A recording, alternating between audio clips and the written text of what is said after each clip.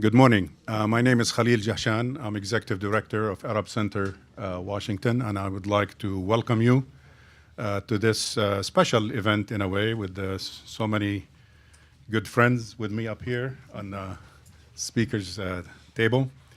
And the panel that brings us together today is the impact of the presidential elections on U.S. Middle East policy. As the saying goes, and by the way, I did check, the Chinese have nothing to do with it. May you live in interesting times. It's always attributed to some Chinese guy, but it's not actually, it doesn't have anything to do with China. I believe that we definitely do live in interesting times for many reasons, two of which are part of our title, the title of our panel today.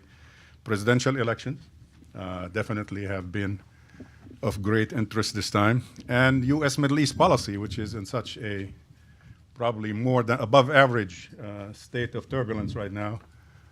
It certainly is also part of that interesting time that we live in. Presidential elections 2016 have been thus far anything but conventional. They have been to a great extent unprecedented, and some say even unpredictable. The length of the primary season, for example, the number of candidates, who won and who lost, the intensity of the campaign rhetoric, but in particular, I believe the handling of Middle East-related issues by the candidates has definitely been unconventional, provocative, and in my judgment, very divisive, both at home and abroad. And we tended, at least media-wise in this country, to kind of focus on at home, but we haven't really focused enough on the divisive nature of the rhetoric of the campaign on other parts of the world, including the part we're looking at today, the Middle East. I know that 2016 presidential election is, as of this moment, 131 days, 14 hours, 56 minutes, and 49 seconds from now. So Aaron would tell you that that could be a very, very long time, right? To be able to predict and assist things. I mean, this is a long enough period to make some serious changes both here and in the Middle East. Definitely, as we have witnessed events, sad events over the past 48 hours, actually, in the region between Jordan and Turkey and, all kinds of developments in the region that keep falling through the cracks of those of us who like to kind of predict and analyze events in the region. At the same time, I think there has, to be fair, I think enough has been said in the campaign and done in the campaign about the Middle East, its people, its politics, its religions, to kind of raise some legitimate, serious, and substantive questions worth focusing on this morning. Is there any room, for example, in the policies of the next administration for a visible and significant role for democracy promotion and respect for human rights, more than what we have seen in the past in the Middle East, particularly in the Arab region of the Middle East, which it desperately needs? Or is this wishful thinking on our part? Two, in light of current circumstances in the region and recent pronouncement by the U.S. candidates for the presidency, can we somehow sketch this morning a general profile of the next administration's Middle East policy that might restore some measure of credibility in the eyes of the people in the region for U.S. policy?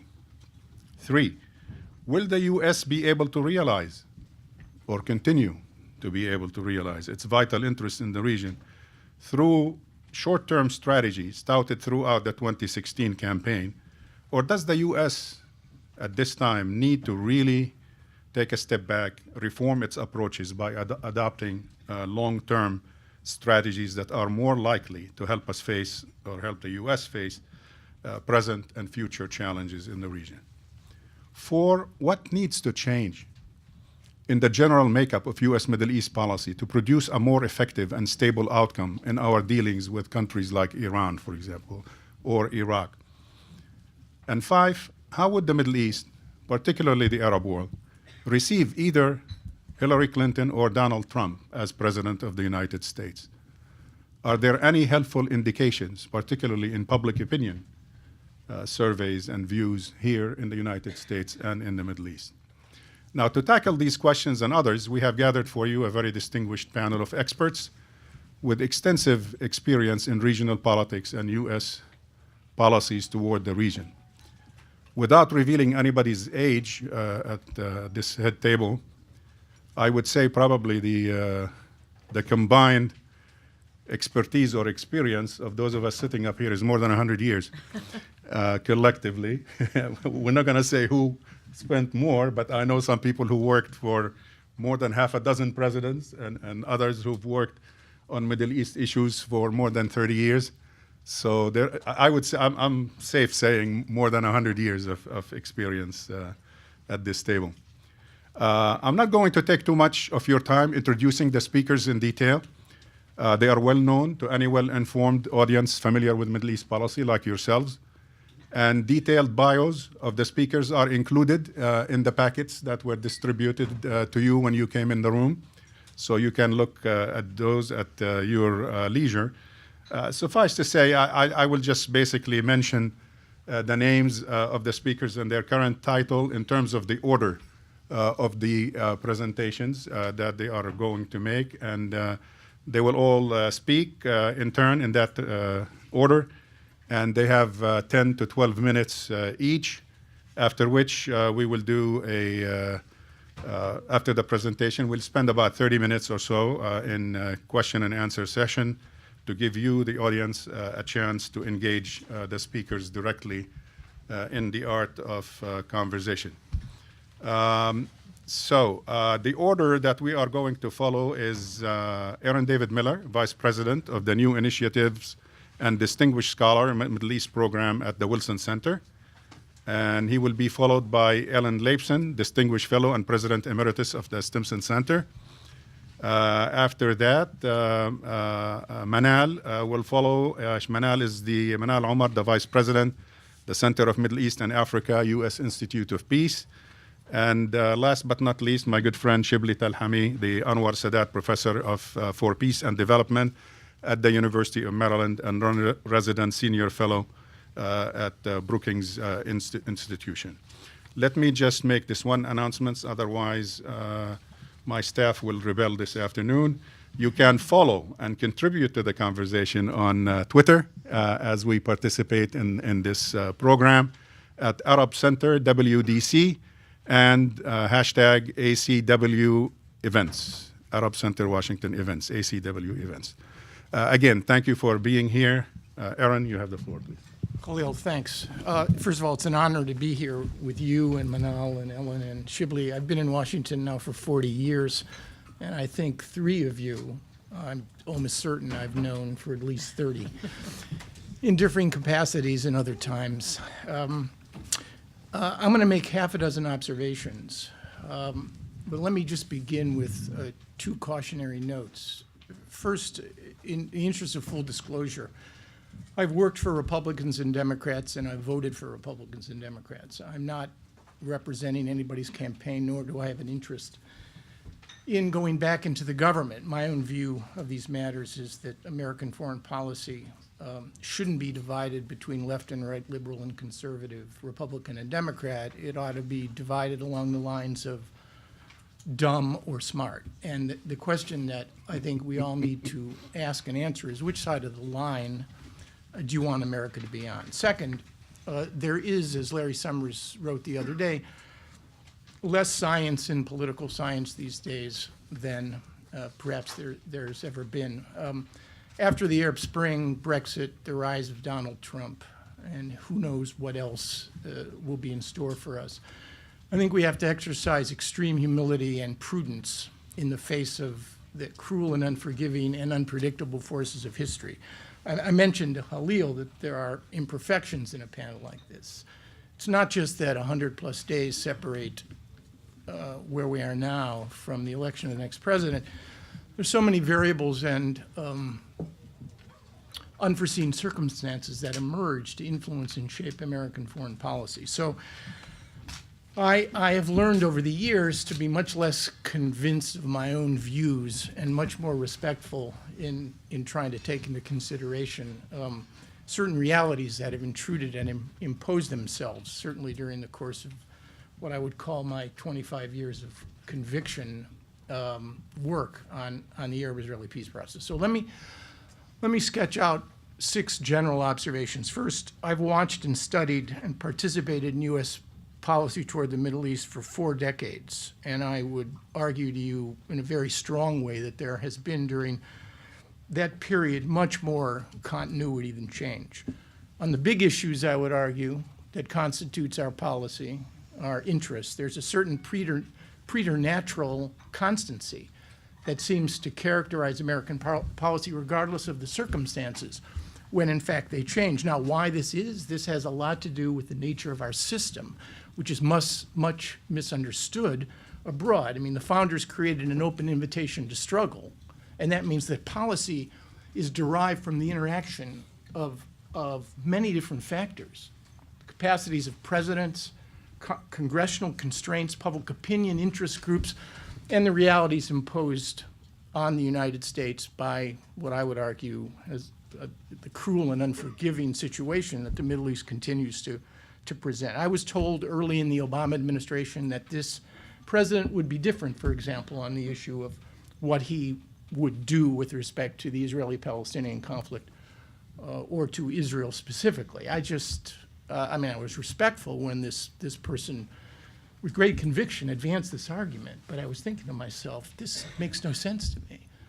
This may be projection of a hope and an aspiration, but the notion that this president would somehow fundamentally alter American policy toward the Israelis was, frankly, an aspiration, if not a fantasy. So when aberrations in American policy do occur, and they do, I would argue they are in large measure response to aberrational and idiosyncratic circumstances. 9/11 was such an aberration, and it produced the 2 longest wars in American history, still ongoing, fought by 0.5% of a country of 330 million people. That was an aberration. That is certainly not in keeping within the parameters of even American military interventions, given the nature of the objectives in these 2 wars. So more consistency than change, and I would expect that. Second, regardless of the predispositions and instincts of the 2 presidential candidates, I still would argue, and it's a variation of the first point, that our policy, or the policy of the next administration, will be driven more by the options and constraints, opportunities, and the realities in the region more than by anything either Mr. Trump or Mrs. Clinton want to accomplish and to achieve. We are facing a Middle East that is angry, broken, and dysfunctional. The forces of history here are not running in a positive direction, in my judgment. The region lacks leadership, it lacks ownership, it lacks the kinds of institutions necessary for positive, dramatic, and transformative change. And I would challenge any of you to identify a single issue, just one, that has the prospects of an end state or a comprehensive solution, from the Israeli-Palestinian conflict to even the Iranian nuclear agreement, which is in itself a recognition of the limited and interim character of the problems that we face in this region. Syria, the arc of democratization in the Middle East, better governance, Iraq, there is tremendous uncertainty.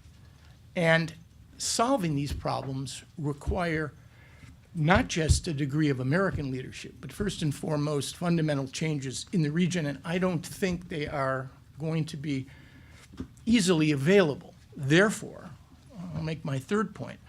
This is going to lead both candidates, in my judgment, to a policy, I would characterize it as risk aversion, not risk readiness. Risk aversion, not risk readiness. And I would argue that that has been, in essence, the approach. That is the software with which the current administration has structured its own relations and interests in this region. Tremendous prudence, risk aversion, wariness of deep American engagement. Now, you can argue that, in a way, there's a dialectic. George W. Bush was too risk-ready. Therefore, Barack Obama reacted and became too risk-averse. And the challenge of the next administration is to find the balance, better balance, between risk readiness and risk aversion. That looks really compelling on paper. I wonder, however, how realistic it is when you look at the challenges that the administration faces. Fourth, whatever divides Mr. Trump and Mrs. Clinton, and there's much that divides them, I would also argue, maybe it's counterintuitive, that there's also things that they actually have in common. They've both asserted their aversion to nation building. They have both asserted their unwillingness to project large numbers of American ground forces or make major military commitments into the region. They both argue, Mr. Trump more than Mrs. Clinton, a certain pragmatism in dealing with the realities of the former Soviet Union and Mr. Putin's influence in the region. On Israel, I think both are competing, as their statement suggests, as to who would be more eager to invite the Israeli prime minister to Washington and how early in their term. And in a counterintuitive manner, if you listen to Mr. Trump's early statements on the Arab-Israeli conflict, they're quite extraordinary for a Republican or Democratic administration running for president. He told the Republican National Jewish Coalition, when asked whether he would move the embassy to Jerusalem, he refused to answer the question, even though he course-corrected later. He talked about neutrality. He fashions, in the Arab-Israeli conflict, he fashions himself the world's greatest negotiator, and he even suggested that at some point it would be an honor to tackle probably the most complex issue in the international system. So it's intriguing. Campaigning is about promising people what they want. Governing is usually about delivering what it is they're going to get. And the gap that separates these two on some very important issues is not all that great. 5, the biggest difference, and I'll make it very clear and unmistakable even though I'm not associated with anyone's campaign, has to do with the realities of character and temperament, both in terms of leading this country at home and trying to cope with the severe and serious foreign policy challenges that it takes abroad. That requires being in a hurry to know what you don't know and really being eager to find out.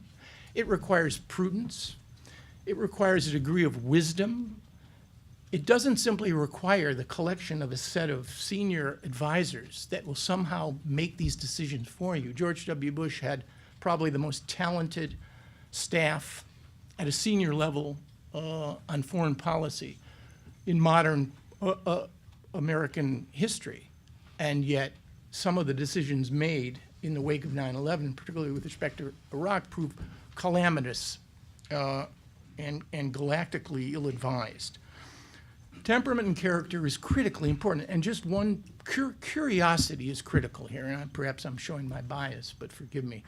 Curiosity in a candidate is critically important when it comes to foreign policy. And I'll just one brief anecdote. I remember as a lowly INR analyst in 1983 at the State Department following Lebanon, which was a fraught enterprise during those early years, sitting at my desk one morning and picking up the phone, and the voice on the other end of the line said, "It's the White House sit room, hold for the vice president."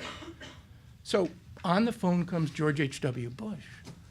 He had read an article in the Secretary's morning summary, which is sent to the White House, on Lebanon. He called to say that he liked the article and then actually asked several questions about it. Kennedy used to call the Vietnam analysts directly. This notion of curiosity is critically important. Critically important. I don't care how many advisors you have around you.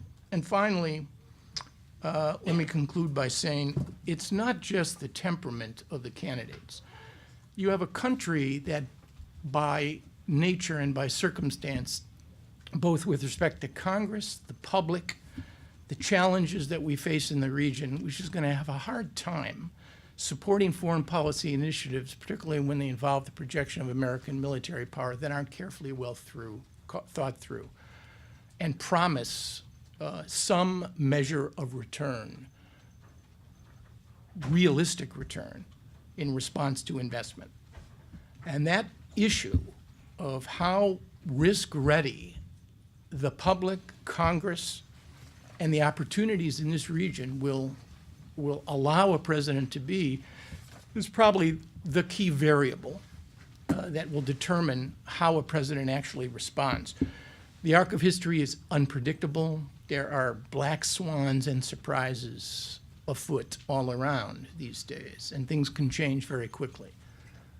But a president is going to have to deal with these kinds of constraints, the next one. Thank you, Aaron. Appreciate it. Definitely a lot of food for thought and these 6 general observations. You did mention Iran in a special way, and since we have an expert on this issue seated to my right here, so we're going to ask her to tell us what she expects in terms of handling the Iran issue in light of the sensitivity of this issue, not just to us, but to some of our key allies in the region. Thanks, Khalil. I'm delighted to be here, and I knew we could count on Aaron to give us a magisterial and very historically rich understanding of the very troubling and challenging landscape that any next president or next policymakers are going to face. Khalil, if you'll permit me, I thought I'd make a couple of general remarks a little bit along the line of Aaron's and then turn to the Iran case, which I think is perhaps a bit distinct compared to some of the other Middle Eastern issues. So first, I just want to associate myself with the notion that the Middle East is hard. It's going to continue to be hard.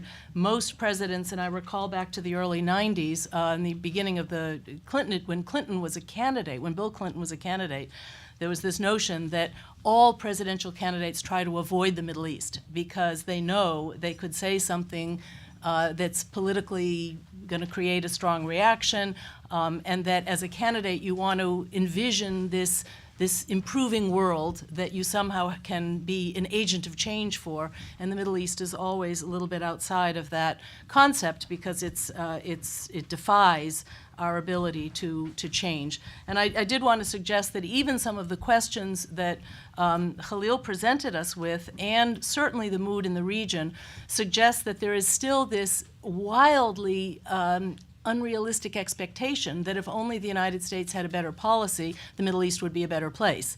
There's this expectation of causality between what the U.S. thinks and does, as if that can possibly transform the underlying conditions in the region. And Aaron used the word ownership. I think it's very important that what I think American policymakers do want to see is more Middle Eastern ownership of the agenda, that the Middle Eastern states and societies do need to take more responsibility for being their own agents of change and have a recalibrated sense of expectation of what is the role of the United States and how likely is it that an American intervention, even the wisest policy in the world, isn't necessarily going to change conditions on the ground or change the political culture of the Middle East overnight. So I really would like to just put down a word for that level of caution. I don't think the United States faces a rival for the role of the United States as, all things considered, the most important outside actor in the Middle East. Russia, everybody is a little bit curious of whether the Russians are now exploiting opportunities in the region, but I wonder whether others on the panel or you in the audience see any rush to fill in some of the gaps on the part of Putin's Russia. I'm not sure. I think that they will be opportunistic, but I still think the United States paradoxically remains the most important outside actor, but an outside actor with very limited power to be truly a transformative agent. So now let me turn to Iran. I do think that let's just understand what the nuclear agreement is and what it isn't. It is an agreement that was validated at the international level. It's essentially a compliance agreement to bring Iran back in compliance with its obligations under a pre-existing treaty, the Non-Proliferation Treaty. Iran's a signatory of the treaty. We're signatories of the treaty. It's not a treaty in and of itself. It's an agreement. The U.S. it was not a bilateral agreement. The European Union, in fact, was the key negotiator and was the dominant player on behalf of the UN system. to achieve Iran's compliance with its obligations. It's a successful diplomatic story. It's an achievement that achieves both what the U.S. set out to do and what the UN set out to do, which is to at least delay and possibly shift the pro-con analysis that any Iranian leadership will make about the desirability and the feasibility of going all the way to being a fully nuclear-capable weapon state. I think that we now understand, and more will be written about shading our appreciation of how Iran, an isolated country that doesn't have any natural allies, perceived its nuclear activities. Some will believe that they were always hell-bent on going all the way to a nuclear weapon. I think that's an unnuanced analysis. I think there was probably more of an intention to go most of the way, but to then have some bargaining room with the international community on what it would want in exchange for stopping short of a full weaponization program. So let's understand that that agreement is not a bilateral agreement. The next U.S. president cannot simply declare that the U.S. can put obstacles in the way of full implementation of the accord. And I think some of the congressional action suggests that there is still sentiment to either slow down implementation, to limit the president's authority to fully fund some of the implementation requirements, et cetera. Lots of technical issues that Treasury and other parts of the U.S. system have to, that we have obligations to comply with the implementation of the agreement. But I think that the next president will quickly understand from lots of legal briefings that there's very limited authority to renegotiate the agreement entirely, and that hopefully both candidates would see virtue in the successful implementation of the agreement. And I think that overwhelmingly the odds favor the ongoing implementation of the agreement as a desirable and appropriate thing for the United States to do. But where I do think the candidates will probably shift the tone a bit beyond what the way President Obama talks about Iran is on all the non-nuclear related activities. I think both candidates will likely use a tougher tone, be less tolerant, less long-term in their thinking about Iran's activities in the region. Now, this depends in part on what is Iran up to. Is Iran truly ratcheting up its commitment to its non-state actor partners and proxies in the region? I think we have seen the pendulum swing a little bit in the short run that many people understood would be a need to let the hardliners in Iran, the IRGC in particular, be able to flex its muscles after what could be seen as concessions to the international community in the nuclear agreement. So I think many expected that Iran would look more activist in a period on the things that we don't like, its relations with Hezbollah, its relationship with the Houthis in Iraq, in Syria, et cetera. But I think we want to be careful, and the next president will not find it easy to find new tools of U.S. policy to try to shape and influence Iran's behavior in those arenas. And so there's a question of how much we have to manage a turbulent situation in the region versus actually change profoundly and permanently Iran's behavior. I don't think that we should have any expectation that the next president can persuade his or her Iranian counterparts to completely drop the kinds of activities they perform in the region, which, by the way, are in some cases comparable to what the Arabs, the Turks, and the Israelis have always done, which is to maintain affiliations with various opposition groups so that you have a little bit of leverage in the countries that you're trying to influence. It doesn't mean that either Iran or these other Middle Eastern states are full-bore committed to regime change in other countries, but they do want a little bit of leverage so that they can stir the pot and try to shape the relationship with the leaders of other countries in the region. So some of this we're going to have to live with. Iran on Syria is an issue in and of itself, and maybe others want to comment on it. But I expect the tone will get tougher, but I think the next president will also find that we have limited influence, and there will be, I think, still a great avoidance of returning to a rhetoric that suggests that we are at war with Iran, or that this is a relentlessly adversarial relationship. I don't expect either a President Clinton or a President Trump to necessarily grab the spirit that President Obama and Secretary Kerry have had, which is to hope, at least, that the relationship can begin on a path of normalization. I perceive that a President Clinton will be somewhat more cautious and conservative on the question of Iran, but that will remain to be seen. And then on the Gulf versus Iran and how the balance of relationships between the Gulf Arab states and Iran, I expect that we will hear from both candidates, a little more robustness of let's stick with our friends, let's stick with the countries we know, let's stick with the countries that we already have established relationships with. That may be perceived as a setback for the prospects for U.S.-Iran relations, but I expect that certainly given the events of yesterday, et cetera, we'll hear a lot more on counterterrorism cooperation. Now that is a mixed bag. While most of the terrorism that's associated with the Islamic State is totally from the Sunni side of the ledger, it will be interesting to see whether there's a openness to thinking about Iran as a potential partner in dealing with the Islamic State, which is something that goes in and out of focus in both Syria and Iraq. So I think that I expect some slight shift of tone, but overall an enduring commitment to managing the relationship with Iran, not necessarily transforming it. Thanks. Thank you, Ellen. Appreciate it. We did go from the macro to the micro a bit, and we're going to do the same pattern on this side of the table. Our next speaker is Manal Omar, Vice President, Center for Middle East and Africa at the U.S. Institute of Peace. Thank you, Khalil. And I'll echo the other speakers in saying how happy I am to be here. And I do want to say that I'm here as an American Arab, as an Arabist who has worked in the past 20 years in the region and studied in the region.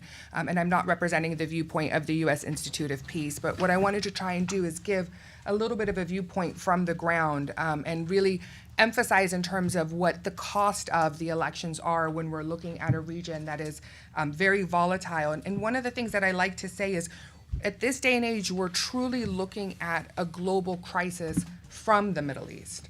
We're not looking at a Middle East crisis. And I think that shift is an important shift as in the fact that everyone globally is truly being affected, whether it's the movement of refugees, whether it's the effect of the economy, the political, the fight against violent extremism. I really can't think of any nation that is not involved and impacted in some way. So we need to reframe it in terms of what's happening in the Middle East is no longer containable. It's not about the Middle East. It really truly is a global crisis. And in that sense, a reaction and the solutions can't only come from the Middle East. It needs to be owned by the international community. I want to go back a little bit in terms of, as an Arab American, when I was growing up, I was often lectured by some of the older activists saying, it's time to let go of foreign policy. It's time to think domestically. You're in America. You're the generation that has been in America all your life. It's time to focus on domestic. And I think if anything this global crisis has shown is that blur of domestic and foreign no longer exists. It really is tied together. Just like we're saying it's a global crisis, also what happens in terms of our foreign policy is affecting us really dramatically here at home. So again, that line of global and domestic, foreign and domestic policy, whether it's in the elections or in our own lives, has also disappeared. One of the things that I do want to say, and to quote, the great Edward Said in terms of, he had said before his death that he could die and come back in 100 years and still confidently start a speech with saying the current crisis in the Middle East. And so we know that's true. When we look at the Middle East, the current crisis is something that everyone throughout our careers can actually, from the very beginning, have started our speeches with. The other thing that we're all very well aware of is this argument and this tension between long-term policy and short-term policy. And every political science student will say that this is always an existing tension. But what I want to invite you to consider is that we're at a boiling point where both these issues, the crisis of the Middle East and the cost of short-term policy on long-term policy, is really about to implode. And so again, that shift, that need to shift our thinking in terms of how we really can begin to influence is important. And I wanted to kind of just plant seeds, because there's not much that I can do in 10, 12 minutes when we're looking at such a complex issue, is to really say, what is it that has led to this shift? And what is it about the nature of the crisis, or the nature of how we fight internationally, that has really shifted and led us to a point of implosion? And one of it is the fight against violent extremism. And I always like to point out that although we're really seeing it at its worst forms in the Middle East, again, it is a global crisis. We're seeing it in Burma in terms of the Rohingya. If you can twist Buddhist scripture, then I almost feel like no religion is sacred. Everything can be turned violent. And so you're seeing this in CAR, Central African Republic. I mean, it is something, a new flavor of warfare that is important for us to notice. And I want to focus in on the Islamic State only because it's such a great example, but also noting it's not the only example, and particularly if you're looking at Boko Haram, Al-Shabaab, all of these issues. And the reason why I want to focus on it is that we're afraid to admit a really painful reality, which is they have learned the lessons of the next century that we still have not learned.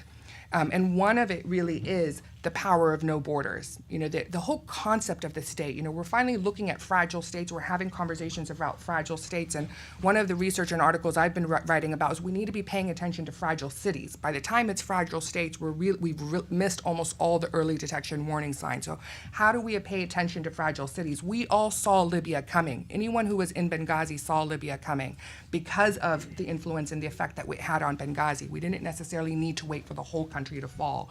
And right now, it's at a point, as Aaron said, what's the end state? And if we were paying attention to the early detection warning signs, but this is one of the big issues, is ISIS sees no borders, it sees no regions. It's no longer about the Middle East. I mean, we were saying this way back into, ISIS has been on our list since 2006 as the terrorist list. It did not sneak up on us. And we were saying no border between Iraq and Syria, no border between Libya and Tunisia. It's no longer regional. They don't look at Middle East and North Africa. They have the Sahel, they're moving in. And so that's one of the lessons that we still are struggling with. What do we do with nation states? What do we do with borders? They've learned branding. It's beyond social media. I mean, their brand is brutality, and they've learned it, they've used it, and they've branded themselves well. With branding came franchising. They've pushed out. They've learned to franchise. Boko Haram, Al-Shabaab, none of these, what we see in Ansar Sharia, none of them have any links or ties towards ISIS ideology. They don't even really know what ISIS's agenda is, but they've learned that the franchising is allowing them to get more media attention, more traction on the political front for whatever their issue is. And of course, you can't franchise without learning decentralization. And again, these are all areas that we have been trying to talk about, whether we're talking about Iraq, where we're talking about decentralization, federalization. These are other areas that has really led to the success of the movement. And that can't happen without coalition building. So the different coalitions, the different alliances. I mean, when you look at who ISIS is actually working with, it is, particularly with the Ba'athist regime, you really see that it isn't just about ideology. The coalition building takes some negotiation and putting down compromises in terms of ideological thoughts. And the final thing, and this is one of the things that frightens me the most, part of my job is to monitor the recruitment strategy of ISIS, is how much they focus in on multiculturalism. ISIS is one of the few people where, you've seen Britain exit EU. There's almost been an acceptance that integration has failed, and we're now all turning back to separation, and we're going back into being, special and different, and really focusing in on identities more so than we've done in the last 2 decades. If you watch the recruitment videos of ISIS, it's completely multicultural. There's almost every nation, almost every type of person featured in their videos. So the last people holding on to multiculturalism is the biggest symbol of violent extremism. And I emphasize that to just go to the idea that if these lessons, and we're still working in an old system and old institutions, then this is one of the reasons why we're consistently in a reactive mode. I mean, I haven't heard very little conversations about prevention, which would probably strike me as an idealist if I'm thinking about prevention. When you look at the refugee situation, there's a lot of preventative work that needs to be done now. We have not seen the rock hit bottom. I've heard this, even in terms of the Trump elections, the rock needs to hit bottom for change to happen. I want people to know that when you say that, you're saying that you're willing to sacrifice people like me. because that's the cost of the rock hitting bottom. We've got to make sure that we don't allow the international community of the world, but particularly the U.S., to hit that rock bottom, because the sacrifice, and we've learned this from history, is often too high. And the hope is that we cannot have to wait for everything to implode. But the reform that needs to happen can't just happen on a grassroots level. I happened to be in the squares. I was in Tahrir Square after the major revolution in Egypt. I was in Benghazi when Gaddafi was still in Tripoli. I was in Change Square in Yemen, and there was a lot of positive. We've lost that positive, but that momentum and that residue is still there. And the positive was that there can be a new system. I mean, I see that very much in terms of what we saw to a certain extent within some of the conversations within this election, is that, wait, maybe the systems are wrong. Maybe we should stop blaming all the people. Maybe we should stop waiting for the people to actually institute, but how do we reform institutions? And that's one of the biggest challenges. And I do want to end in terms of the work that has been done through the Atlantic Council and the Middle East Strategy Task Force, because it really looks at what are the long-term questions facing the Middle East. It's co-chaired by Steve Hadley, who's the former National Security Advisor under Bush, and by Madeleine Albright, who's our former Secretary of State. So very bipartisan. You have Republican and Democrat come together as co-chairs. And the long-term really zeroed in, particularly when we were looking at the refugee crisis and rebuilding societies, in terms of the need for institutions. And just to give you an example, most of the institutions don't do the cross-border work that needs to be done. Our institutions are divided, like I said, very much by bureaus. And so if something's happening in the Sahel, it may not be tied to something we're doing in North Africa, and very rarely tied to what we're doing in the Middle East. So the way our bureaus, the international organizations, are organized needs to shift. The way we look at sequencing when it comes to conflict, I mean, again, we'll take out the preventative mode, since people still see that as idealistic, although just think of the money we would save and the lives we would save if we invested more in prevention. But let's just go in terms of response. We're so in our bureaus of humanitarian, then we go to stabilization, then we wait for post-conflict. And I've done conflict for 20 years. I've never seen a conflict that follows the sequences of post-conflict. We're still waiting for post-conflict in Rwanda and Bosnia and a lot of other areas. It tends to be back and forth. And then you go to nation building and, governance and inclusive. And that sequencing has failed us. We need to think about how we review our systems where we can go in. We should be talking about social cohesion from day one.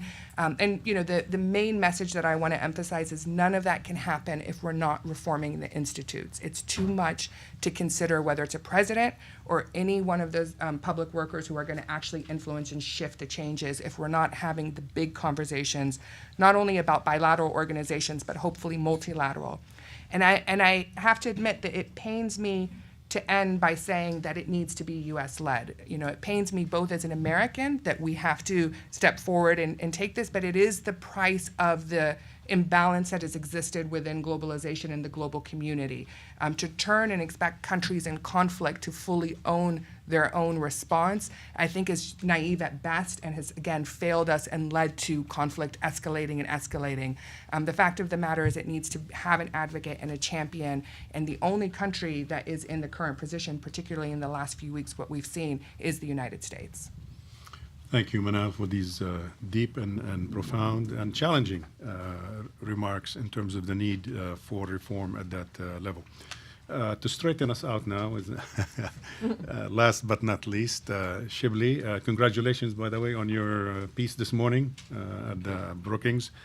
And we would love to hear a little bit in terms of these recent surveys, how they impact this issue and the expectation, particularly in the Arab world, with regards to both candidates. Thank you. Well, thanks very much. Thank you, Khalil, for organizing this. A lot of ground has already been covered. So what I'm going to do is address basically two questions and make a few points about each. One is what to expect of the next administration, to revisit that a little bit, to add a few more points. And then how will the next president be received in the Middle East, particularly in the Arab world? And I'll make a few points related to that. Let me start with the first question about what to expect of the next president. And I start with one of the cautionary notes that Aaron started with, which is that there are too many moving parts that could disrupt priorities any day of the week. That could happen now, it could happen then. We have to keep that in mind. The region is absolutely fluid right now, and clearly priorities could be absolutely disrupted, and probably will. And so in some ways we have to rethink that throughout. So we need to keep that in mind, that this is something that is outside of the control of the U.S. For that matter, and therefore American priorities will be shifted by regional and as we saw recently in Europe, also global events. The second point, though, is about Aaron's continuity in American foreign policy. I think it's true up to a point, and I think it's a good point to start with in regard to even Trump, but certainly with Hillary Clinton. And I think people try to differentiate between her and President Obama. The reality of it is, even if you add the term muscular to her foreign policy or call her a hawk, by and large, on any of those issues that are facing the U.S., her policy would have been only marginally different, if that. She's the one who led the negotiations with Iran. So that, I don't know what muscular would mean in that regard. Certainly she didn't want to send a large number of troops to the Middle East, and she wouldn't. And on the Arab-Israeli issue, where she seemed to be, quote, more pro-Israel, I don't think there's anybody who's been more pro-Israel than Obama has, if you consider the bilateral relationship, particularly on the matters on things that matter the most, meaning the military support and technological support that has certainly not been affected by all the rhetorical and diplomatic issues, and certainly nothing has happened on the ground. So there really isn't much that one can say that is likely to be profoundly affected. I'll come back to Trump in a few minutes, but the second point is about, the third point is about, although continuity can be expected up to a point, I think only up to a point, and we really need to make that point. Presidents make a huge difference. And I beg to disagree that any American president would have taken the U.S. to the Iraq War in 2003. And that is the most profoundly important event that has happened in the Middle East, and really for American policy in the Middle East in the past decade and a half. And it was a decision of a president. And it didn't have to be that decision, and I would beg to disagree with anyone who would suggest that any president would have done the same thing. I don't think 9/11, therefore Iraq War, is a logical formula, and I think that we can revisit that, but certainly presidents matter a lot. Now, with Trump, the problem is not only do we not know what to expect from him, because all we know is what he said. He's never been in politics before. We've only evaluating him on the basis of what he says, and what he says is very frightening. Perhaps he wouldn't, Aaron cleverly said is the differences between, we have to look at stupidity versus, stupid policy versus smart policy. Maybe there's a difference between stupid rhetoric and stupid policy. Maybe politicians don't really follow up stupid rhetoric, but we don't really have all that much to evaluate beyond what is being said.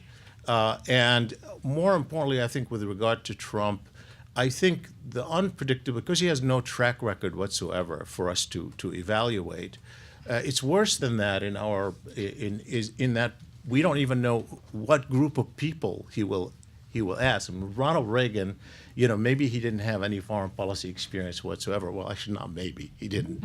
But he, he went to a group of people from the Republican foreign policy establishment that advised him, and people are going to, every presidential candidate does that. With Donald Trump, we really don't know what group of people he's going to go to. We have no idea. So we don't really know who's going to provide the ideas that he's going to need. So there is a huge element of unpredictability related to that, even as the priorities may be imposed by someone else. But how you react to the issues, how you react to 9/11. 9/11 was not in the control of the U.S. How do you react to the 9/11 is within the control of the U.S. And presidents matter in that regard, and there is a huge element of unpredictability. The fourth point I want to make is about public priorities.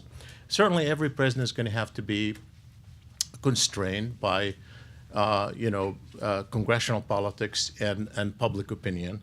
And obviously, we don't know what's going to happen with Congress. This president certainly has been hampered by the fact that it was a Republican Congress that he worked with and couldn't implement some of the things that he wanted to implement. But public opinion, actually, we know a lot about. And public opinion certainly doesn't want to see a huge footprint for the U.S. in the Middle East. It's been clearly reluctant to support, even when the president made a case for striking Assad after the president said, he had evidence that Syria, that Assad used chemical weapons. Even then, the public didn't really support him on that particular issue. We know that the public, in terms of its priorities at the moment, in the public opinion polls, when it comes to the Middle East, fighting ISIS is by far the #1 priority for public opinion.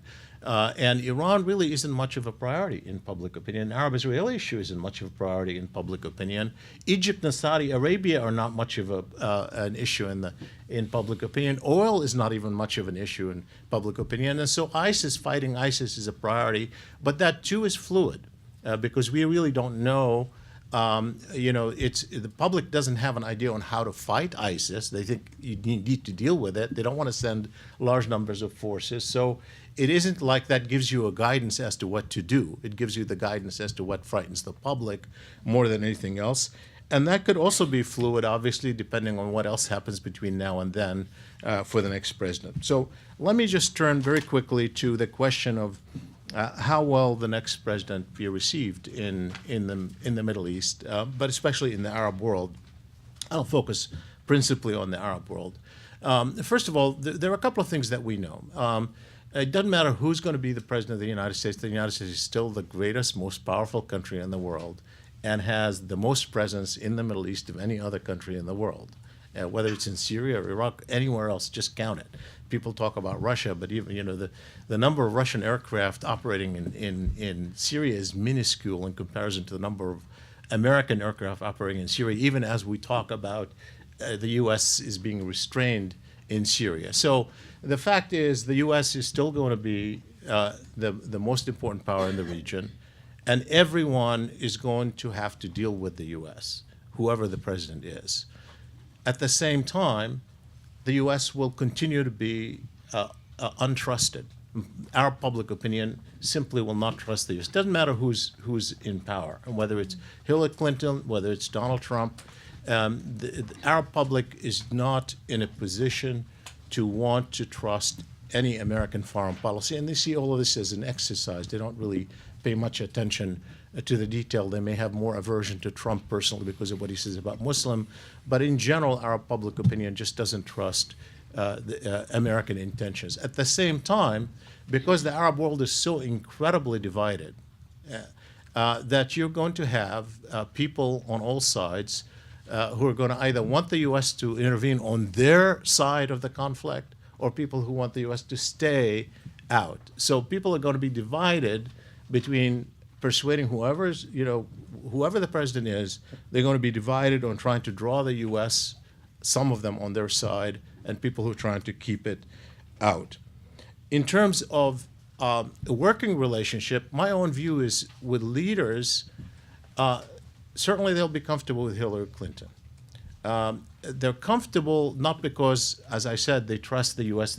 Obviously, a lot of people think there's a strategic shift that has taken place. You could see that in the Gulf and the way people look at American foreign policy, and not just with Obama.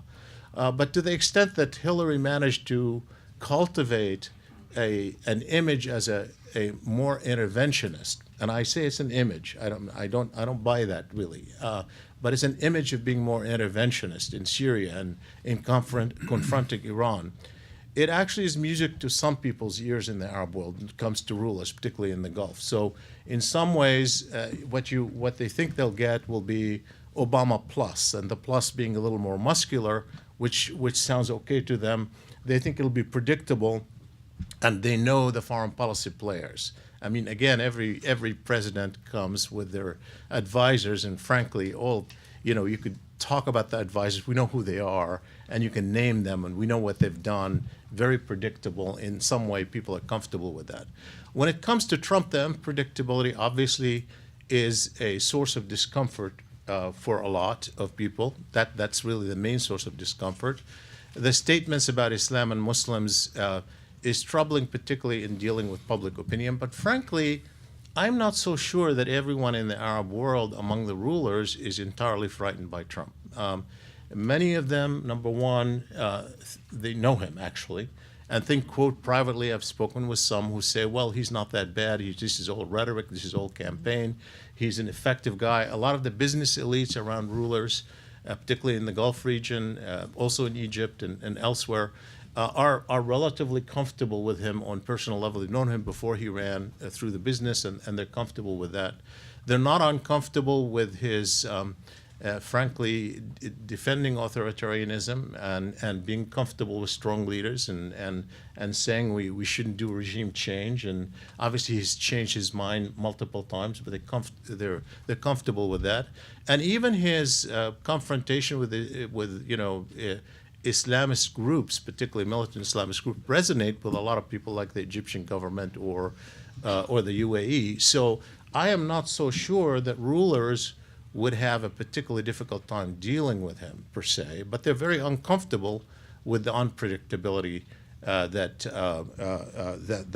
his presidency could bring, and all rulers around the world like to plan ahead and know what to expect, and they don't know what to expect from him. And I think that is the biggest problem facing them, not so much his own personality. Thank you very much. I'll end with that. Thank you, Shibley. Appreciate it. Let's give a hand to all of the speakers here. Thank you so much. And before we go into the Q&A session for the next 30 minutes, let me just make a couple of quick announcements. We're following up on some of these issues we discussed here today, and you will be hearing from us about that. We'll have some events related, for example, to the issue of the importance of democracy in the Middle East, which is absent from many foreign policies in the region and many policies in the region. And there will be a whole day panel on October, conference actually, on October 14 that we will be organizing together with some of our friends at the University of Denver and some of our colleagues at Stanford. People like Francis Fukuyama will be participating, Michael McFall, and some other, Chris Hill, some of the names that are well known in this town who have dealt with the issue of democracy in the Arab world. In addition, as we speak, we are with our colleagues actually in Doha doing a public opinion survey exactly on what Shibley just talked about, the expectations of the Arab street with regards to the elections. And we hope to release the result just a few days before the American elections. We tend to kind of do a lot of surveying with regards to American public opinion, but very little with regards to Arab public opinion, as if they do not exist. And Shibley would tell you that there is definitely an Arab point of view with regards to public opinion, whether you agree or disagree with it, but it's there. And it'll be a survey that will be conducted in at least 7 countries in the region. Possibly, we're still negotiating, possibly up to 12 countries, like we have done in the past with regards to public opinion regarding ISIS. So if you could pencil those dates in, and we would appreciate your input and participation in those future activities as they are announced. Now, with regards to the Q&A, please, if you have a question, raise your hand. I will recognize you. Wait just for a couple of seconds until staff get you the microphone, and speak a little bit louder. You can't be, as I was told by the technician, you can't be too loud because everything is being taped here, and if you want your question on the tape, we need to hear it. So wait for the microphone. Tell us who you are. If you are affiliated with an institution, mention that. And only questions, please. Avoid remarks, and make it, in order to wisely use the 30 minutes, address it to a specific presenter up here, and or to all of them as you see fit, but be brief so that the answer can be brief and we can get to as many of you as possible. All right. Yes, ma'am. Hi, Rachel Oswald, reporter with Congressional Quarterly. My question is for Manal, Omar, but anybody else in the panel who also has thoughts on it. What do you think is the most effective form of U.S. foreign assistance for the Middle East? Recent congressional foreign aid bills have prioritized security assistance. This year's bills will only increase that trend. We're seeing hundreds of more millions of dollars for Israel, as well as more foreign military sales for other regional security partners. At the same time, money for economic assistance isn't going up. And so I'm interested to hear what your thoughts are on that from a point of view of what's in U.S. national interests. Go Where do ahead. you want? So my sense is, and this is something that not only have you heard from the traditional peace-building community, but you've heard very strongly from the security sector, including generals who are in the military, that are saying you need a full, comprehensive strategy to really deal with the Middle East that does not have such an emphasis on military. Now, there's a question: military lead, military follow. What's the role? What's the degree? But the funding that's going in terms of security, not just in terms of our own military, even in terms of train and equip programs overseas, is part of the equation. I would like to say a small part of the equation. We need to be really looking at large-scale diplomatic interventions. We need to be looking at, we all acknowledge the complexity of the Middle East. A lot of people in the Middle East will push back and say it's not as complicated. The reality is there's no political will. And the reality is whatever we will be doing, whether it's security or it's humanitarian, will continuously be Band-Aid solutions if we don't go to the root of conflict, which is political problems, so real political solutions. And that takes a much larger conversation that isn't necessarily tied to only finances. My fear is no matter what we do, whether it's the U.S. or the entire international community in terms of increasing funding on a humanitarian level, we will never meet the needs. I mean, the needs are outgrowing any type of financial support. And on the security level, what we're seeing is we're becoming not only less secure, but less free. I mean, our civil liberties are the price of all the security investments that we're doing, and it's not only in the U.S., but worldwide.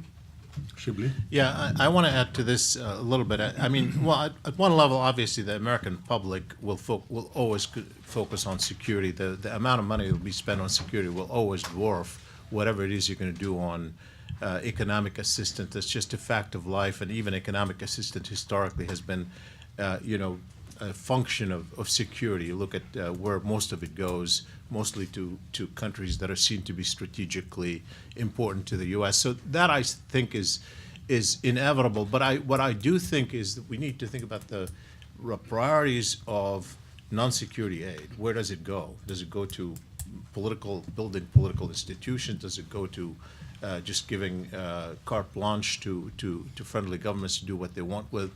And I'm of the opinion that the one area that probably should receive most of the attention is education for employment. And I should say that Ellen and I have been founding board members of an organization in that name, because I think the one area where the U.S. has advantage, where the public wants it and governments want it because it's really something they need, is to focus more on training people to get better jobs with higher skills. And I personally think that should be the top priority of foreign aid of the United States of America.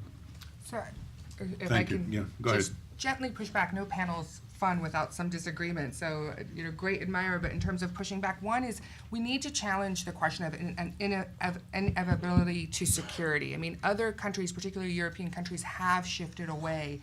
And there is a need for us to really challenge that question. I think you're right, probably for the next 20 years, but if we're not raising the question of why so much on security aid, the military is raising it. The military themselves, not necessarily on why they're getting so much money, but what about other forms of support? I mean, they're pushing for more holistic approaches. So I think that we need to continue pushing that question.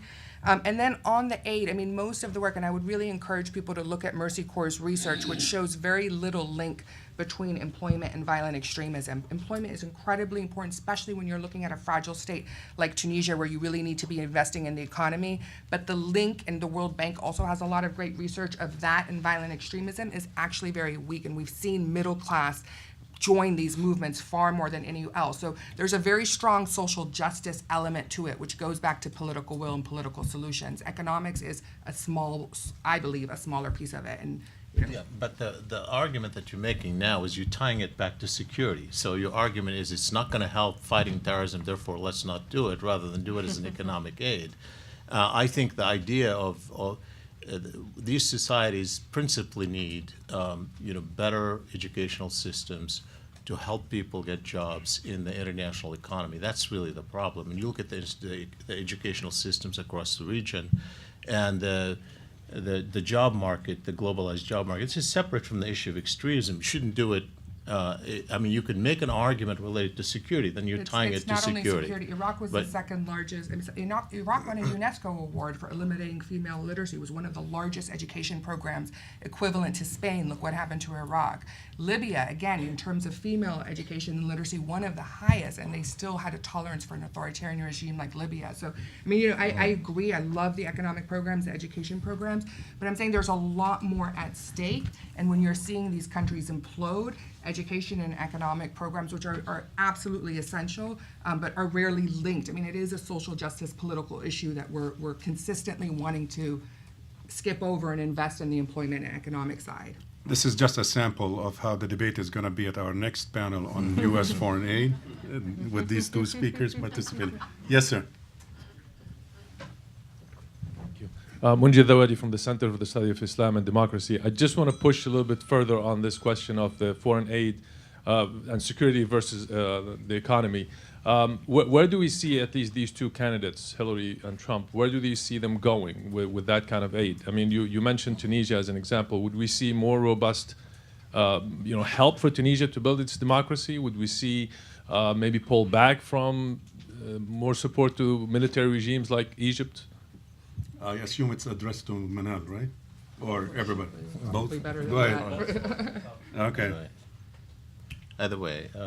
It's really hard to tell, obviously, because a lot of that is going to also depend on what the congressional sentiment is going to be. With Trump, it's so hard to predict because based on what he's saying, he's not really particularly open to giving a lot of aid. Based on what Hillary is saying, I don't think her policy is likely to be different from the Obama administration policy on this.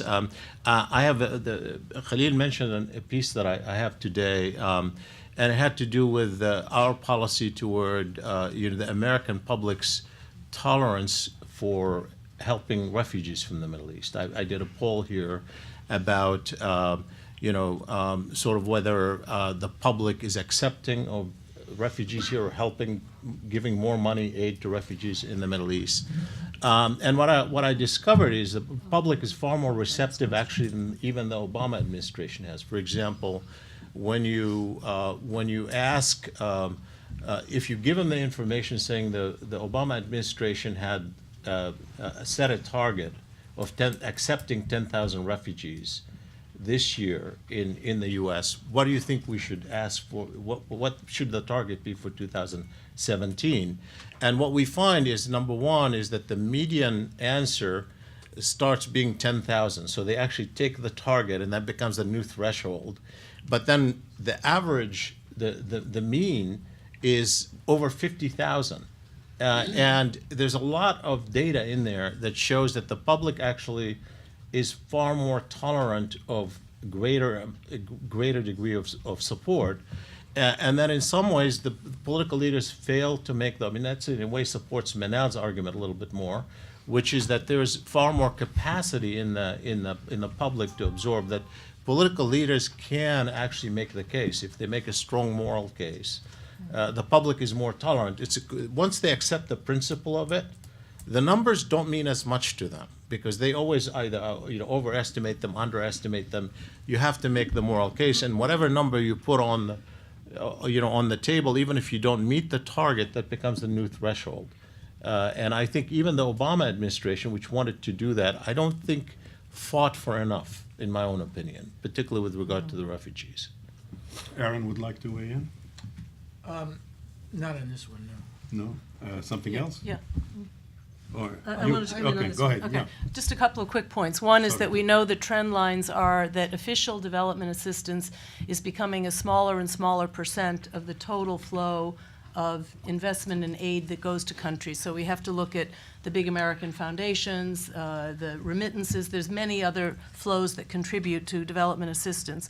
The second is the pull for resources for the Syrian refugees. And I think we should be quietly pleased that the U.S. government has pushed money around to be the largest single donor for Syrian refugees and internally displaced in Syria. So there are sometimes crisis demands that also affect how much money goes to the countries that are not currently in acute conflict. Last point on Tunisia, it's a trade-off between short-term and long-term. It was obvious to anybody that what the Tunisians really needed was to rethink the role of the state in their economy, okay? So big investment in helping new parliamentarians, new ministers in a more democratic Tunisia think about the whole reform agenda.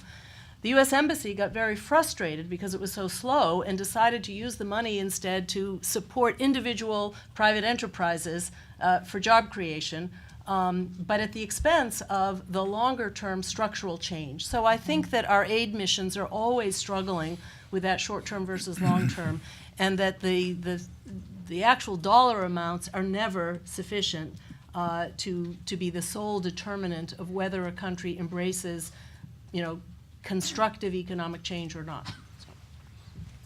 Yes, ma'am, right here.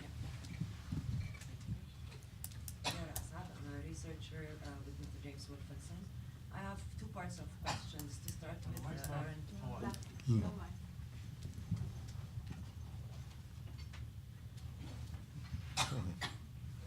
Try it again.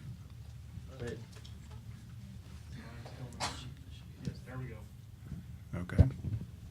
Okay, so I have two parts of questions. To start with, Aaron and Alan, you spoke of the foreign policy for the U.S. and Aaron specific.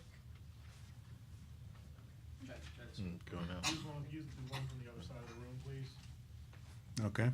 Yeah, Aaron, you spoke of the U.S. foreign policy regarding Israel, but I also, if we look at the Middle East today, and a big major element had been always the energy part. With gas today, whether in Israel, Egypt, Qatar, and the pipelines to Europe and so on, how much do we see the foreign policy really changing, even with the Gulf? Alan, you spoke about so much of the Gulf relations maintained a bit, yes, with Iran coming on board. So how much of a difference do we see today with gas becoming more and more on board in more of the regions? And also, yes, Israel is one important player, but also the relation with Saudi Arabia had been an important part. Yeah, I just make a couple brief comments. And this is part of the transformative changes in the region. For 50 years, we dealt with two kinds of Arab leaders, adversarial authoritarians and acquiescent authoritarians.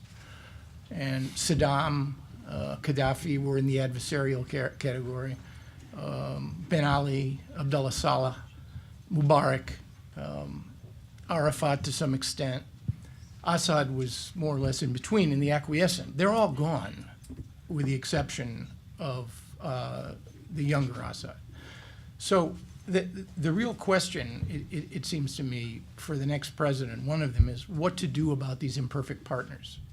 John McCain talks about our values being our interests, and it's a very compelling argument. But in our case, our values and interests will continue to be at war with one another. We are not going to be able to harmonize the protection of American interests given the imperfect nature of the partners with which we deal. And if you look at the three traditional relationships that the United States, the longest term relationships that we maintain in this region, you see now that there is an inherent conflict in each of them. The U.S. relationship with Egypt, the harder you push on political reform and human rights, the more the Egyptians will push back. With the Israelis, I predict there'll be a honeymoon of 6 months probably with Mrs. Clinton or Mr. Trump, but within a year, whoever is president and the prime minister will be annoying one another. There's no question given the differences. And with the Saudis, you already see the oil for security trade-off breaking down. we are responsible to a degree for Saudi security and will continue to be. The Saudis are going their own way and have made determinations in Syria and Yemen. And we have a North American energy revolution afoot in this country that is fundamentally and profoundly changing American dependence. Within 20 years, Arab hydrocarbons, we will be less dependent, if not dependent at all, on Arab hydrocarbons. Now, oil trades in a single market, which means that a disruption of supply in country X will affect the economic situation in country Y and then ultimately come here as well. So energy security is still extremely important to the United States. But the question is, how do you, if we can't do it all and we are dependent on partners that are highly imperfect, what do you do with respect to forging relationships? And we're going to need, and Iran is another example of an emerging, I don't know how you would describe it, relationship with the United States. This is part of the problem that we face. If you don't have reliable partners and you're not prepared or can't use your own influence to attempt to reform in part their behavior, and I'm arguing that it's going to be extremely difficult. This is not an existential investment for us. And this is part of the problem when you have non-predatory neighbors to your north and south and fish to your east and west. You know, our liquid assets. We don't perceive the world the same way the small powers with which we deal do. So when John Kerry says that Vladimir Putin is living in a 19th or 20th century world, he speaks for a country that has freed itself from the forces of history and geography in a way that the people we deal with in this region will never do. Iran, Russia, China, the Palestinians, the Israelis will be hostages to the forces of history for years to come. And that means our perception, our investment. The Middle East is only partially an existential problem for us, despite what happened in San Bernardino or the Pulse Club or what is likely to continue to happen. And that point is critically important, how the next president processes it. And whether it processes it in a different way than this president has is going to be a key question. Yes, sir. Robert Sharetta, President of International Investor. The success story of Iran, Mr. Laipson, I guess I would direct my question to you. Are you disappointed with the amount of coverage, attention, and credit that deal was given? And what more could be done to fortify the relations with Iran to capitalize on what already looks like a partial success? And how do we measure that success in the future? Yes. So I think that the Iran deal was caught a little bit in the polarized politics of the United States, and a very similar dynamic took place in Iran, that there was some celebration of the achievement of the agreement, but there was immediately a kind of undertow of disgruntlement. Was it really the best deal we could have gotten? Why did we do it in the first place? What were the alternatives? And so almost diminishing the capacity of the leaders in both cases to have a real victory lap and to try to transform that into something even bigger. I think the Obama administration understood that they had to be very careful in how they articulated what they had achieved and what was never intended to be part of this process. This was a technical agreement on a very discrete issue, and it really does still depend on finding shared interests between the United States and Iran before it can turn into something bigger. I do think that what Secretary Kerry has achieved, and what I think one of the challenges for the next administration will be, to keep some channels open with Iran, whether it's not just the foreign ministry. I mean, we do need to now learn how to engage with other parts of the Iranian system to pursue in very discrete areas, new opportunities. I do think when economic transactions start to happen, that will create sort of a larger set of relationships. So if the Boeing deal actually is is achieved, that reestablishes. Remember, Iran was a major trading partner of the United States, and through the 1970s, it was the largest country in the region for American trade and investment for a good number of years. So restoring some of those relationships, it doesn't mean we're going to agree with Iran. We're still going to disagree profoundly with some of Iran's activities. But I do think thickening and giving more texture to the different channels between the U.S. and Iran, private sector, civil society, as well as government, will take place. But we should not have any expectations or illusions that there's going to be some rapid change. I think there will be resistance in both countries to a transformation that seems inconsistent with the track record of disputes, if not true antagonism between the two countries. Yes, go ahead, please. Thank you so much. Mohammed Shalabi, I'm from the Palestinian delegation. This question is for anybody on the panel. I think it's very clear the stance of both candidates when it comes to American foreign policy and Israel, but it's very obscure when they talk about American foreign policy and Palestine. So I guess my question is, what should Americans expect from these two candidates when dealing with Palestine, and what should Palestinians expect from the next president, whoever it is? Okay, who would like to comment on that? Shibley? Right. I think that first, again, with Trump, part of the reason why we have so much trouble is it's unpredictable. We know what, he said things like what Aaron quoted was saying, and he's been saying he's walked back from almost everything he'd said early on, and he has one advisor who said in the past week that he would be open to Israel annexing parts of the West Bank. Anyway, he again changed his mind on that. So it's really hard to know. But I could tell you, two things that might be helpful.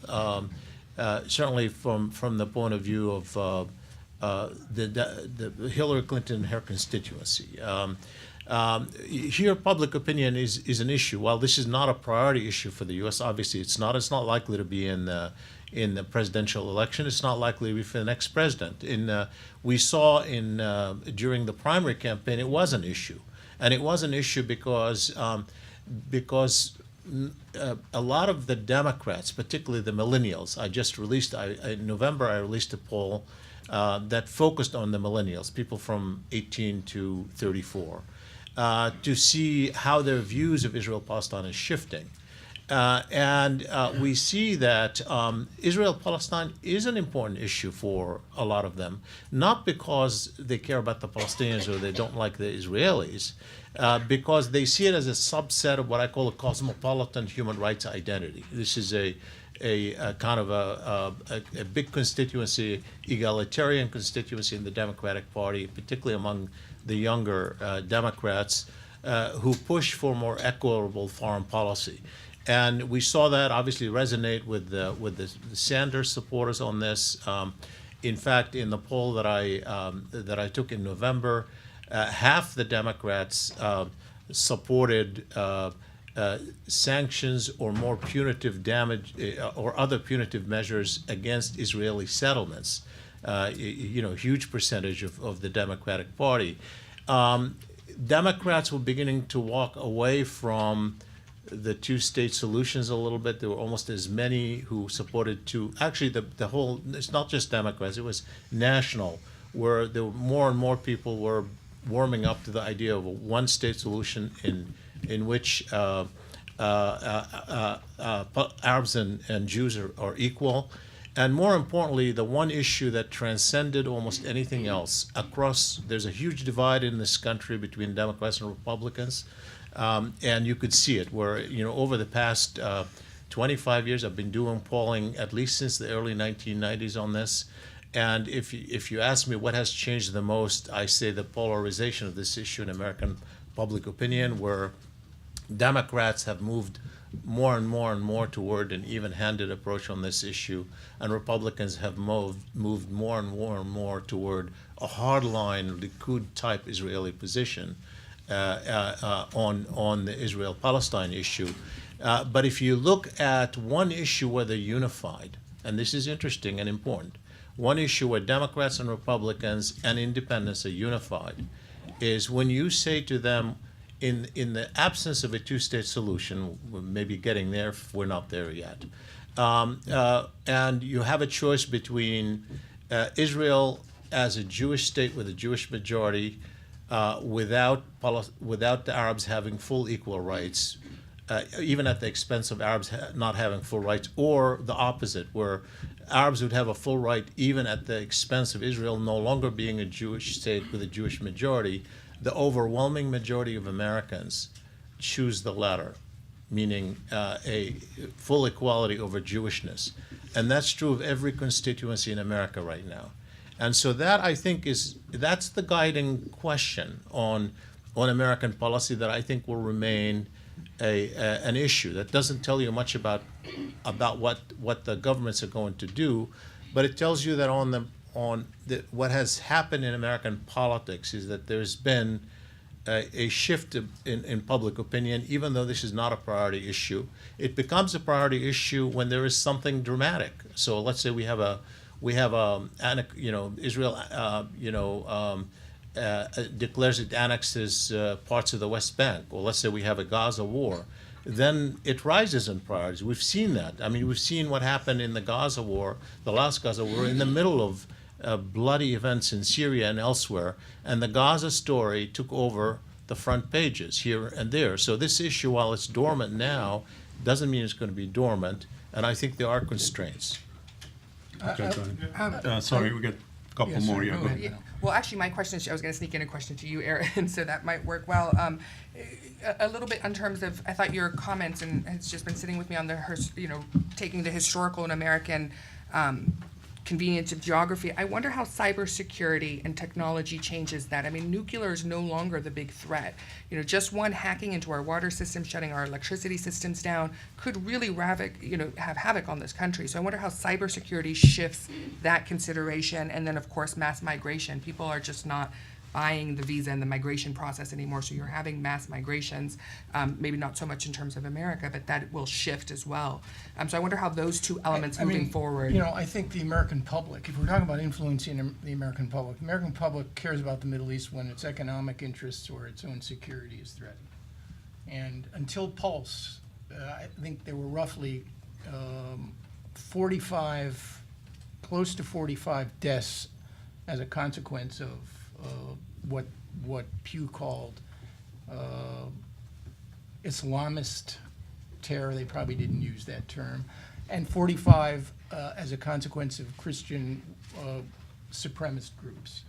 So in terms of terror and violence here, the question is frequency. I mean, we've conditioned and accustomed ourselves to mass shootings, which the FBI defines as anything more than 4 people, in a staggering way. Cybersecurity, it's unclear to me because likely we're underprepared. And if you believe Ted Koppel, it's coming and we should all prepare. So I think it's impossible to know. I would only make one comment on the Israeli-Palestinian issue. Our policy toward Palestinians, the idea of Palestine, a putative Palestinian state, has been for years derivative largely of our policy toward Israel, and in large part what opportunities or catastrophes there are to which we are forced to respond. And I think Shibley's right that there are these generational changes. The question is, how much of an impact will they actually make? And I think the problem for the next president is that he or she, R or D, is going to be wandering around in a kind of Bermuda Triangle when it comes to the Palestinian issue, trapped between a two-state solution that's probably unlikely on one hand, and yet on the other, too important, even rhetorically, to abandon. And it is that space within which the next president is going to operate. The question is, as usual, will something emerge from the region that will force the United States to react and to break this stalemate? Pain alone will not do it. We've had a demonstrable amount of pain. The party's threshold for accepting it is virtually unlimited. Pain plus gain, however, which is the RX for breakthroughs in this conflict over time, it seems to me is the only thing that will do it. We will not. And I mean, if I had a conviction, having watched this and participated in this for a long time, it's highly unlikely that you will see a serious initiative on the big issues from either candidate.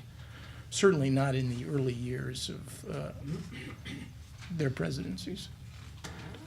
Anybody else on the panel? Go ahead, and I got two of you. Just ask the questions, and then we'll respond to both questions, please. There was a report some years back, both in the Arab media, the national paper from UAE, and CNN and the Israeli paper, and they quoted both Prime Minister Omar and Saib Erekat about George Bush offering immediate citizenship to 100,000 Palestinians if they signed the peace deal. Are you aware of that, or anything happened with that? Yeah, I just one general comment on this. In Camp David, all kinds of, this was 16 years ago, this July, by the way.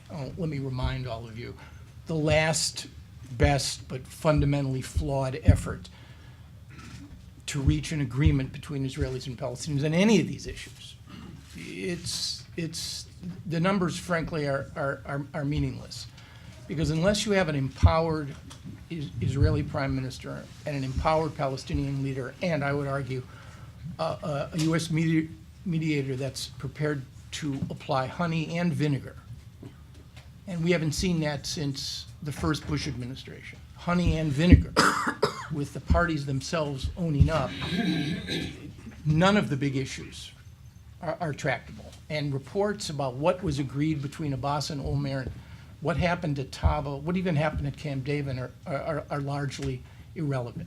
You need to bring the negotiation ultimately into the light of day, and both parties and the U.S. has to be serious about mediating it. Ownership, leadership, and effective American mediation. You give me those three things, and I give you at least a chance, a serious chance, of actually resolving the Israeli-Palestinian conflict and producing an end of conflict situation. But without those three things, I see very little prospect.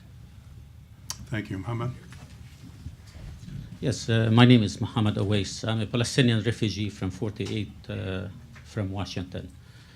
My question is to you, but we have to keep in mind that George Bush destroyed Iraq. Obama subcontracted the situation in Iraq to criminal elements led by Iran. Libya is led by Haftar, who is in Russia today. America is disengaged in the Middle East, and I understood from what you said that it's not going to hurt America. We have fish on both sides, Mexico on the south and Canada on the north. But with Russia coming on very strong and doing whatever they are doing in the region, that does not help the situation. Can America continue to be disengaged, or can Israel allow America to continue to be disengaged? And what can the next American president do to bring us back into the game where the interest of the humanity is on the line? Thank you. You know, we could spend the next hour trying to answer that question. I would only suggest to you that the next president will focus, it seems to me, on interests that he or she considers to be vital. What is a vital American national interest? It is an interest in which the United States is prepared to spend the lives of its young men and women, spend its money, and expend its credibility. And to this day, I'm not entirely persuaded that Washington has clearly defined what in fact are its vital interests in the region. But I suspect that in an age of austerity, scarcity, with limited impact of great powers on the affairs and enterprises of smaller ones, that will be a critical agenda for the next administration to determine what are American interests in this region. Now, if you asked me, I could give them to you. in a very cruel and unforgiving manner. Those interests that are not discretionary. The pursuit of Israeli-Palestinian peace, I devoted most of my professional life to it, however flawed and imperfect the policies may have been. It is not a vital American national interest, nor, I would argue, is an effort to somehow fundamentally make decisions for Arab polities on the nature and character of their state, transparency, respect for human rights, gender equality, all the attributes of what modern societies require in order to provide good enough governance would be okay, but good governance. I don't believe that we have the power, the capacity, or the will to devote ourselves to that enterprise as a vital American national interest. Now, I understand the counterarguments of weak and dysfunctional states where there are vacuums and transnational actors like the Islamic State, which will continue to be empowered by this dysfunction. But let me just, one last point. It took us 150 years in this country to begin to reconcile the promise contained in our own Declaration of Independence with the reality that our own Constitution, without using the S word, basically validated the largest single slavery chattel enterprise in the Western world. It took us 150 years, a civil war that claims, they now estimate 750,000 American dead, and by the looks of things, with respect to race and racial equality in America, we're not there yet. So I ask you, as the first century Roman historian Tacitus said, the best day, he said, after the death of a bad emperor is always the first day. The arc that the Middle East is now embarked on is a generational proposition. All I'm suggesting is I'm not entirely sure how much we are going to be able to contribute in solving these core issues and questions. That's the problem. Sorry to drone on, but I think that's really the challenge that we're going to face. Well, with this upbeat assessment, I would like to thank you very much for being here today. And I know there are several of you who had their hands up.